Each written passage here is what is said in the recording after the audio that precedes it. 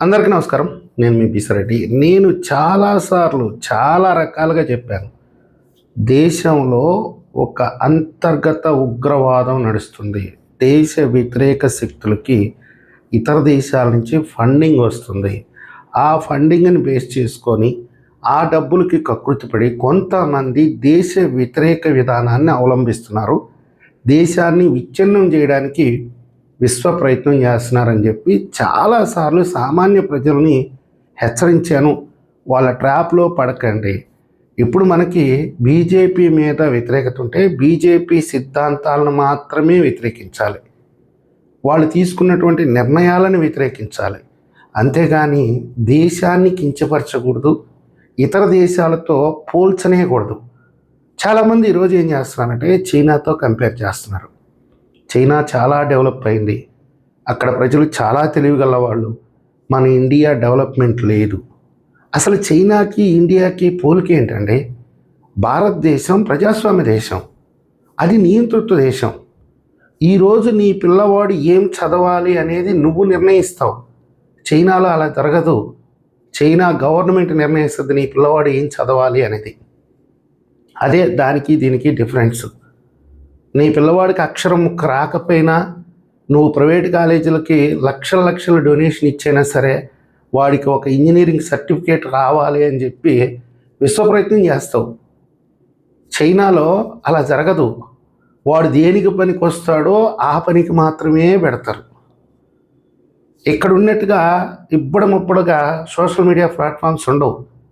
దేశాన్ని ఇష్టం వచ్చినట్టు మాట్లాడటం, ప్రధానమంత్రిని తిట్టడం, ముఖ్యమంత్రులను తిట్టడం, రాజకీయ నాయకులను తిట్టడం, బండ బూతులతో కూడినటువంటి కామెంట్స్ పెట్టడం, ముందు దాగతా వీడియోలు పెట్టడం, లేకపోతే ఆడపిల్లని ముద్దు పెడతా వీడియోలు చేయటం, ఇలాంటివి చైనాలో జరగవు. భారతదేశంలో కూడా నియంత్రణ రావాలి. ఇలాంటి సంఘ విద్రోహక శక్తుల మీద కఠినమైనటువంటి చర్యలు తీసుకోవాలి. కాబట్టి ఈరోజు మీరు కేంద్ర ప్రభుత్వాన్ని, రాష్ట్ర ప్రభుత్వాలని విజ్ఞప్తి చేయండి, ఇలాంటి వాళ్ళ పట్ల జాగ్రత్తగా ఉండండి అని చెప్పి మాలాంటి వాళ్ళు అప్రమత్తం చేస్తున్నాం అనునిత్యం. అదేవిధంగా ప్రభుత్వాన్ని డిమాండ్ చేస్తున్నాం. ఇప్పుడు మీ ముందు కొన్ని ఉదాహరణలు తీసుకొని వస్తాను. పాకిస్తాన్లో 3 ప్రాంతాల్లో అల్లర్లు జరుగుతున్నాయి. పాకిస్తాన్ ప్రభుత్వానికి కంటి మీద కునుకు లేదు. ఒకవైపు బెలూచిస్తాను, ఒకవైపు పాక్ ఆక్రమిత కాశ్మీర్, ఆజాదీ కాశ్మీర్, ఒకవైపు టీటీపీ వాళ్ళు మొత్తం కలిసి ఆ దేశాన్ని అల్లకల్లోలం చేస్తున్నారు. దాదాపుగా చైనా పెట్టినటువంటి వేల కోట్ల రూపాయల పెట్టుబడి ఈరోజు ప్రశ్నార్థకంగా మారిపోయింది. ఈరోజు చైనా శత్రు దేశాలకి భారతదేశం ఆయుధాలు అమ్ముతుంది. అదేవిధంగా పాకిస్తాన్లో ఉండే భారత శత్రువులు కనుమరుగైపోతున్నారు. వాళ్ళు రాత్రికే చనిపోతున్నారు. ఎవరు చంపుతున్నారో కూడా పాకిస్తాన్కి అర్థం కావట్లా. అసలు ఈ అల్లర్లకి కారణం ఎవరో కూడా పాకిస్తాన్కి అర్థం కావట్లా. ఆఫ్ఘనిస్తాన్ డ్రోన్ల ద్వారా పాకిస్తాన్ మీద దాడి చేస్తుంది. అసలు వాళ్ళకి ఆ డ్రోన్లు ఇచ్చింది ఎవరో కూడా పాకిస్తాన్కి అర్థం కావట్లా. ఒక సింధూర్ ఆపరేషన్ ఒక్క గంట అమెరికా పరిశీలించి అమెరికాకే దిమ్మ తిరిగి బొమ్మ కనపడింది. ఏం జరుగుతుంది అసలు ఇండియాలో? ఈరోజు ఆయుధాలు కొనే స్థాయి నుంచి అత్యాధునికమైనటువంటి ఆయుధాలను అమ్ముతున్నాము. పైగా ఇంకా అంటే అసలు 5th జనరేషన్ ఫైటర్ జెట్లను కూడా మనమే సొంతంగా తయారు చేసుకుంటున్నాం. ఆ స్థాయికి వచ్చాము. ప్రపంచం మొత్తం క్రూడ్ ఆయిల్ సంక్షోభంలో కొట్టుమిట్టాడుతుంటే మనం ఏ దేశాన్ని దగ్గరికి పోయి బతిమలాడుకోలే. అమెరికా దగ్గరికి పోయి మీరు కొట్టుకోండి, మాకు క్రూడ్ ఆయిల్ లేదు, మా దేశంలో ప్రజలు అల్లరి చేస్తున్నారు, పెట్రోల్ బంకుల్లో పెట్రోల్ లేదు, గ్యాస్ లేదు, దయచేసి మీరే ఎక్కడనో ఒక దగ్గర నుంచి మాకు పంపించండి, మా దేశాన్ని బతికించండి అని చెప్పి అమెరికా కాళ్ళు పట్టుకోలేదు, ఎక్కడా తలవంచలేదు. ఈరోజు ప్రపంచానికి భారతదేశం ఒక సందేశం ఇస్తుంది. ఏం పీక్కుంటావో పీక్కోపోరా అంటుంది.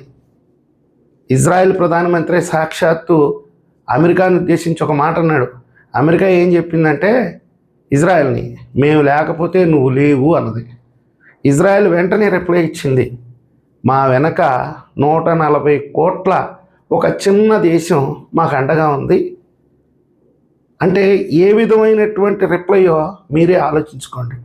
1450 శాటిలైట్లు ఈరోజు జియో సంస్థ ప్రయోగించింది. అంటే అంతర్జాతీయంగా కమ్యూనికేషన్ వ్యవస్థ మొత్తం కుట్ర జరిగి కట్ చేసినా సరే మన దేశంలో కమ్యూనికేషన్ ఎక్కడికి చెక్కు చెదరదు. అదేవిధంగా ఇస్రో కష్టపడి ఈ గూగుల్ మ్యాప్ను పోలినటువంటి నావిక్ అనేది, అదేవిధంగా దేశాన్ని 24 గంటలు కాపుగాసేటటువంటి శాటిలైట్ వ్యవస్థని, ఆ శాటిలైట్లు ఇమేజ్ తీస్తే మన దేశంలో ఏ మారుమూల పల్లెటూరులో ఏ బాత్రూమ్ పక్కన నిలబడ్డ మనిషిని కూడా ఫోటో తీస్తుంది. అంత అత్యాధునికమైనటువంటి రక్షణ వ్యవస్థ ఈరోజు భారతదేశం అభివృద్ధి చేసుకుంటే ప్రపంచ దేశాలు మొత్తం మన వైపు చూసి అసలు ఎక్కడికి వెళ్తున్నారా వీళ్ళు ఐటీ రంగంలో. ఇంకొక 4-5 సంవత్సరాల తర్వాత ఐటీ సెంట్రల్ హబ్ భారతదేశం అవుతుంది. ఇక ఏ దేశం మనతో పెట్టుకున్నా నీ సావు నువ్వు చావు, మాకు సంబంధం లేదు అనే పరిస్థితికి ఈరోజు భారతదేశం నిలబడుతుంది. అన్ని రంగాల్లో అభివృద్ధి చెందుతుంది. నిన్న కాక మనం చూశారు, హైదరాబాద్కు చెందినటువంటి స్కై రూట్ కంపెనీ అంతరిక్ష ప్రయోగం చేసింది. ప్రపంచంలో ఎన్నో దేశాలు పోటీ పడుతున్నాయి, ప్రైవేట్ రంగ సంస్థలు కూడా పోటీ పడుతున్నాయి. ఇప్పుడు ఎలన్ మాస్క్ అనేవాడు ఒక ప్రైవేట్ రంగ సంస్థ, ఆయన రాకెట్ ప్రయోగం చేసి కొన్ని శాటిలైట్ని అంతరిక్షంలోకి పంపించి 1 సంవత్సరం తర్వాత ప్రపంచానికి ఒక సందేశం ఇచ్చాడు. నేను అంతరిక్ష పరిశోధన రంగంలోకి అడుగుపెట్టాను, మీరు ఎంతవరకు బాంబులతో యుద్ధం చేసుకోవచ్చు, నేను టెక్నాలజీతో మీ మీద యుద్ధం చేస్తాను అన్నాడు. మా ఇంటికి కూడా పీకలేమన్నది భారత ప్రభుత్వం. మన ప్రైవేట్ రంగాన్ని అభివృద్ధి చేసింది, సహకారం అందించింది. వాళ్ళంతా 3 సార్లు 4 సార్లు ఫెయిల్ అయ్యి తర్వాత సక్సెస్ అయితే ఈరోజు మన కుర్రాళ్ళు తొలి ప్రయత్నంలోనే విజయం సాధించారు. ప్రపంచానికి ఒక సవాల్ విసిరారు, మేమేమైనా చేయగలం. 250 కోట్లు 300 కోట్లతో వాళ్ళు రాకెట్ ప్రయోగం చేస్తే మన కుర్రాళ్ళు 10 కోట్లతోనే రాకెట్ ప్రయోగం చేస్తాం, మీ శాటిలైట్లని మేము అంతరిక్షంలోకి పంపిస్తామంటే ఈరోజు దాదాపుగా 80 దేశాలు భారతదేశానికి క్యూ కడుతున్నాయి. దీన్ని బట్టి మన దేశం ఏ స్థాయిలో అభివృద్ధి చెందుతుందో మీరే ఒకసారి అర్థం చేసుకోండి. కొంతమంది సోషల్ మీడియా బిచ్చగాళ్ళు, వీళ్ళకి అసలు చదువు లేదు, సంధ్య లేదు, నీట్ పేపర్ లీక్ అయిపోయింది. లీక్ అయితే విద్యార్థులు ఎక్కడా రోడ్డు ఎక్కలేదు, విద్యార్థుల తల్లిదండ్రులు ఎక్కడా రోడ్డు ఎక్కలేదు, ఏ రాష్ట్ర ప్రభుత్వం నిలదీయలేదు, ఏ రాష్ట్ర ప్రభుత్వ ప్రతినిధి కేంద్ర ప్రభుత్వాన్ని నిలదీయలేదు, పార్లమెంటులో చర్చ జరగలేదు, ఏమీ లేదు. ఎవరో ఒక పనికిమాలిన ఎదవలు ఎక్కడో అమెరికాలో చదువుకుంటున్నాడో, ఉద్యోగం చేసుకుంటున్నాడో, ఏం చేసుకుంటున్నాడో వాడు అప్పటికప్పుడుకి ఇండియాకు వచ్చి ఒక సోషల్ మీడియా అకౌంట్ ఓపెన్ చేసి తప్పుడు ప్రచారాలు చేస్తే వేల మంది ఈరోజు పోయి జంతర్ మంతర్ దగ్గర నిరసన తెలుపుతున్నారంటే ఎగ్జామ్ కండక్ట్ చేసేసారు, అయిపోయింది, మళ్ళీ కౌన్సిలింగ్కి ప్రిపేర్ అవుతున్నారు. ప్రభుత్వం తన పని తాను చేసుకుంటూ పోతా ఉంది. నేను పేపర్ లీక్ అవడాన్ని సమర్థించను, ఖచ్చితంగా ఖండించాల్సిందే. అక్కడ అకౌంటబిలిటీ అంటే ఏంటి అంటే, ఒక అనుమానం అనేది వచ్చింది, ఒక ఆరోపణ వచ్చింది, ఆరోపణ రావడంతో దాన్ని సరిదిద్దుకున్నారు, సంబంధిత వ్యక్తుల్ని అదుపులోకి తీసుకున్నారు, వాళ్ళ మీద కేసులు పెట్టారు, సిబిఐ విచారణ చేశారు, ఒక 2-3 రోజుల్లో ఛార్జ్షీట్ కూడా అయిపోతున్నారు. పట్టినట్టుగా వదిలేసి ఇందులో ఎక్కడ అవినీతి జరగలేదు, ఎక్కడ పేపర్ లీక్ కాలేదని వాళ్ళు వదిలేస్తే సరే మనమేం కాదనలేము, ఖచ్చితంగా ప్రభుత్వాన్ని తప్పుపట్టాల్సిందే. కానీ వాళ్ళు దాన్ని సరిదిద్దుకుంటే అంతా అయిపోయిన తర్వాత వీళ్ళు ఇప్పుడు ఢిల్లీకి వెళ్ళి ఈ స్థాయిలో వాళ్ళు ధర్నాలు చేస్తున్నారంటే ఇందులో విదేశీ శక్తుల హస్తం లేదా నేను ప్రశ్నిస్తున్నాను మీకు. ఈరోజు కడుపు మండిపోతుంది చైనాకి, దాని శత్రు దేశాలకు మనం ఆయుధాలు ఇస్తున్నాం. పాకిస్తాన్కి కడుపు మండిపోతుంది, ఏం జరుగుతుందో అర్థం కానటువంటి పరిస్థితి. 3 ప్రాంతాలు ముప్పేట దాడి జరుగుతూ ఉంది. అమెరికా ఒక కన్ఫ్యూజన్లోకి వెళ్ళిపోయింది, భారతదేశం మమ్మల్ని అడుక్కోవట్లేదే, మా వైపు చూడట్లేదే అన్న పరిస్థితికి వచ్చేసింది. యునైటెడ్ కింగ్డమ్ ఆలోచిస్తుంది. ప్రతి చిన్న విషయానికి మా కాడకు పరిగెత్తే వాళ్ళు ఈరోజు రావట్లేదే, వాళ్ళ పని వాళ్ళు చేసుకుంటున్నారు. అసలు ఈరోజు ఇంత పెద్ద ఎత్తున ఆ ఇజ్రాయెల్, ఇరాన్, అమెరికా యుద్ధం జరుగుతుంటే మనం మాత్రం నిమ్మలంగా కూర్చొని ఉన్నాం. ఇంకా మనం విదేశాలకు పెట్రోల్, డీజిల్ సరఫరా చేస్తున్నాం. మన దేశ అవసరాలకు సరిపడా మిగిలినటువంటి పెట్రోల్, డీజిల్ని విదేశాలకు ఎక్స్పోర్ట్ చేస్తున్నామంటే చైనా వాడికి కడుపు మండదా అండి? పాకిస్తాన్ వాడికి కడుపు మండదా? బంగ్లాదేశ్ వాడికి కడుపు మండదా? మరి వాళ్ళందరూ వేసేటటువంటి చిల్లరికి కకృతి పడినటువంటి కొంతమంది పనికిమాలిన ఎదవలు సోషల్ మీడియాలో దేశ వ్యతిరేక పోస్టులు పెడుతుంటే కేంద్ర ప్రభుత్వం ఏం చేస్తుంది? ఇది ఈరోజు వచ్చిన విపత్తు కాదు. చాలాసార్లు చెప్పాను నేను, అనేక రకాలుగా చెప్తున్నాం. మాలాంటి వాళ్ళు ప్రశ్నిస్తున్నారు. అంతర్గత శత్రువులు ఉన్నారు, వాళ్ళని ప్రక్షాళన చేయండి, వాళ్ళని అరెస్టు చేయండి, అదుపులోకి తీసుకోండి. ఈ సోషల్ మీడియా మీద కఠినమైనటువంటి చట్టాలు తీసుకురండి.